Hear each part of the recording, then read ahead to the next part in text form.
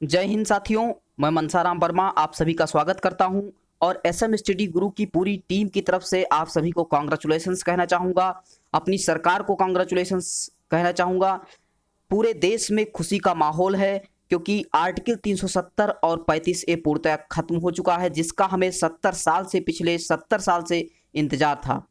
जैसा कि आप लोग थंबनेल पे देख पा रहे हैं कि इस ऐतिहासिक फैसले के क्या फायदे होने वाले हैं। कश्मीर में आर्टिकल 370 के हटने के बाद क्या चेंजेस देखने को मिलेंगे।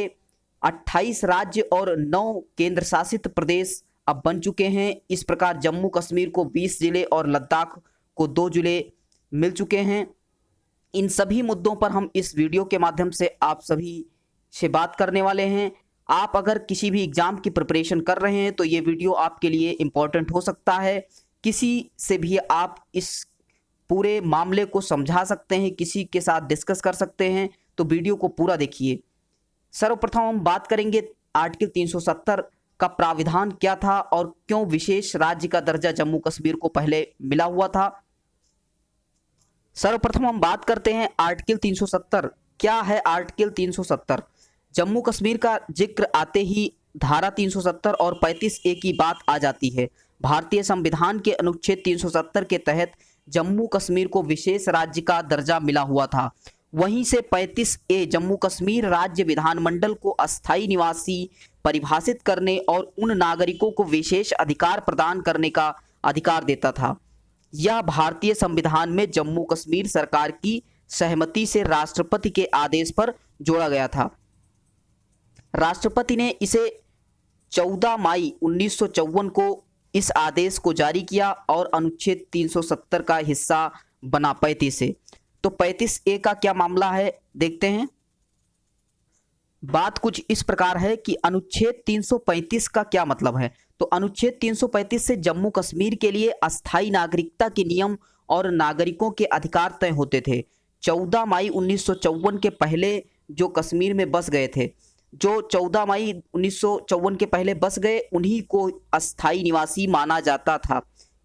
और इसी के साथ जो जम्मू कश्मीर का अस्थायी निवासी नहीं था, राज्य में संपत्ति नहीं खरीद सकता था, कोई भी खरीदारी का काम नहीं कर सकता था, वहाँ की ज़मीन कोई अदर स्टेट का पर्सन नहीं खरीद सकता था, सरकार की नौकरियों के लिए आवेदन नहीं कर सकता था, साथ ही साथ वहाँ के विश्वविद्यालयों में दाखिला नहीं ले सकता था, ना ही राज्य सरकार की कोई वित्तीय सहायता प्राप्त कर सकता था। तो ये था 35A और 370। अब यहाँ पे हम बात करेंगे विशेष प्रावधान क्या थे। विशेष अधिकारों की सूची की बात की जाए तो यहाँ पे जम्मू कश्मीर के नागरिकों के पास दोहरी नागरिकता होती थी। जम्मू कश्मीर का राष्ट्रध्वज अलग होता था। जम्मू कश्मीर की विधानसभा का कार्यकाल जो होता था वो 6 वर्ष का होता था, जबकि जो भारत के अन्य राज्य हैं वहाँ की विधानसभाओं का कार्यकाल 5 वर्ष है। साथ ही साथ जम्मू कश्मीर के अंदर भारत के राष्ट्रध्वज या राष्ट्रीय प्रतीकों का अपमान अपराध नहीं था, वहाँ पे कोई भी कुछ भी कर सकता था, इसके लिए उनको अपराधी घोषित नहीं किया जाता था। साथ ही साथ भारत के उच्चतम न्यायालय के आदेश जम्मू कश्मीर के अंदर मान्य नहीं थे, यानी कि जो सुप्रीम कोर्ट कहता था वो वहाँ पे लागू नहीं होता था। भारत की संसद को जम्मू कश्मीर के संबंध में अत्यंत सीमित क्षेत्र में कानून बना सकती थी।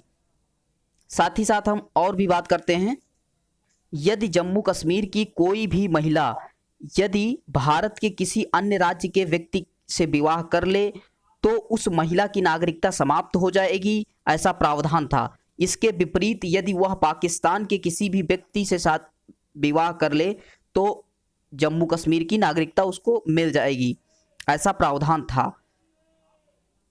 नेक्स्ट हम बात करते हैं धारा 370 की वजह से कश्मीर में RTI और CAG जैसे कानून लागू नहीं होते थे। नेक्स्ट है कश्मीर में महिलाओं पर शरीयत कानून लागू था, जो शरीयत कानून था वो सब लागू था। कश्मीर में पंचायत को अधिकार प्राप्त नहीं था। कश्मीर में चपरासी को 2500 रुपये ही मिलते थे, ऐसा वहाँ का प्राविधान था। कश्मीर में अल्पसंख्यकों हिंदू सिख को 16% आरक्षण नहीं मिलता था। धारा 370 की वजह से कश्मीर में बाहर के लोग ज़मीन नहीं खरीद सकते थे, यानी कि अदर स्टेट के लोग वहाँ पे ज़मीन नहीं खरीद सकते थे।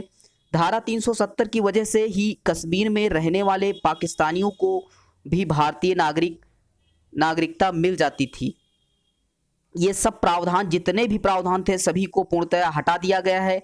प्रेसिडेंशियल ऑर्डर के बाद ये सब कुछ खत्म हो चुका है। आइए हम बात करते हैं आज के जो 5 बड़े फैसले आए हुए हैं उनके बारे में। हम अगर बात करें तो आर्टिकल 370 पूर्णतः खत्म हो चुका है। आर्टिकल 370 के खत्म होते ही 35A अपने आप समाप्त हो गया है।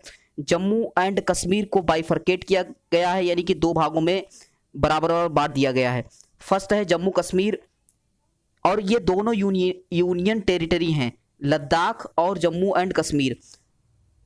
पहला जो जम्मू एंड कश्मीर है वो यूनियन टेरिटरीज के साथ लेजिस्लेटिव असेंबली उसके साथ में है, और लद्दाख जो है यहाँ पे लेजिस्लेटिव असेंबली नहीं है।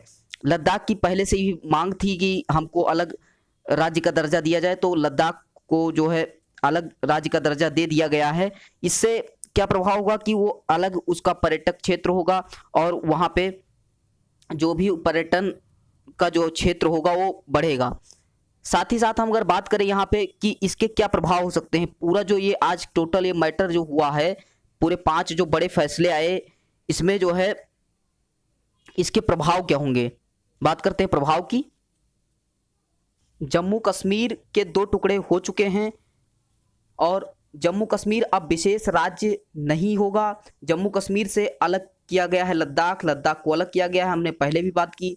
जम्मू कश्मीर अब केंद्र शासित प्रदेश होगा।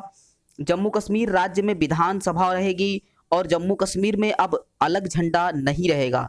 जम्मू कश्मीर में अब विधान सभा का जो कार्यकाल था वो 5 वर्ष का होगा, जैसा कि पहले जो है 6 वर्ष का था। जम्मू कश्मीर में अब संविधान नहीं रहेगा, यानी कि जम्मू कश्मीर का जो संविधान था उसको पूर्णतः हटा दिया गया है। अब भारतीय संविधान के अनुसार सब कुछ होगा। जम्मू कश्मीर राज्य में विधानसभा रहेगी। लद्दाख जो है वहाँ पे केंद्र शासित प्रदेश उसको बनाया गया है, दोनों केंद्र शासित प्रदेश हैं। जम्मू कश्मीर पुनर्गठन विधेयक 2019 राज्यसभा में पेश किया गया है। जम्मू कश्मीर में अब बाहरी लोग भी संपत्ति ले सकेंगे, अदर स्टेट के लोग वहाँ पे ज़मीन खरीद सकते हैं, यानी कि जम्मू कश्मीर का जो स्पेशल दर्जा था, स्पेशल राइट्स था, उसको हटा दिया गया है। जम्मू कश्मीर में अब अलग संविधान नहीं रहेगा, जैसा कि बताया मैंने। जम्मू कश्मीर में लागू होंगे RTI और CSG जैसे कानून। अब जितने भी 370 में थे वो सब लागू हो जाएंगे। जम्मू कश्मीर राज्य को 370 के तहत विशेष अधिकार का जो मिले हुए दर्जे थे वो ख़त्म हो चुके हैं। जम्मू कश्मीर में अब राष्ट्रपति शासन लागू हो सकेगा। पहले क्या था, राज्यपाल शासन लागू होता था। राष्ट्रपति रामनाथ कोविंद ने जम्मू कश्मीर पुनर्गठन विधेयक 2019 को मंजूरी दी है। यह आपके एग्जाम पॉइंट ऑफ व्यू से इंपॉर्टेंट है। जम्मू कश्मीर में अब अल्पसंख्यकों को आरक्षण मिल सकेगा। साथ ही साथ राष्ट्रपति की मंजूरी के बाद विधेयक राज्यसभा और लोकसभा में पेश किया गया और वहां पे पास हो गया है। अब अन्य राज्यों की तरह होगा जम्मू कश्मीर का कानून, पूरा कानून व्यवस्था जो होगी अदर स्टेट की तरह होगी। तो मैं उम्मीद करता हूं कि मैं कुछ जानकारी देने में सफल रहा होऊंगा। अगर वीडियो अच्छा लगा हो तो आप सभी के साथ शेयर करिए, और अपने एग्जाम के पॉइंट ऑफ व्यू से आप अपने वीडियो को इसको 1-2 बार देखिए, जिससे कि आपके जो कॉन्सेप्ट हो वो क्लियर हो सकें। Thank you so much. जय हिंद, जय भारत।